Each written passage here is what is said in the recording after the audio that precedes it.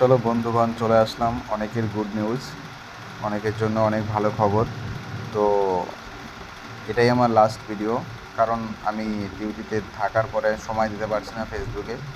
তো মান সম্মান থাকার আগে যে কোনো কাজ হার মানার আগেই হেরে যাওয়ার পেছনে একটা জিত থাকে, সেই জিতটাই আমি খুঁজে নিলাম। সেটা হচ্ছে আমি ছেড়ে দিলাম, আমি মেনে নিয়েছি আমি ফেসবুকে কাজ করে সময় দিতে পারছি না। আর আমি সবার কাছে হয়তো খারাপ হয়ে যাচ্ছি, হয়তো সেই কারণে আমি আর ফেসবুকটা করতে পারছি না। সবাই ভালো থেকো। যদি কাউকে কোনো কষ্ট দিয়ে থাকে তার জন্য অনেক অনেক সরি, দুঃখিত।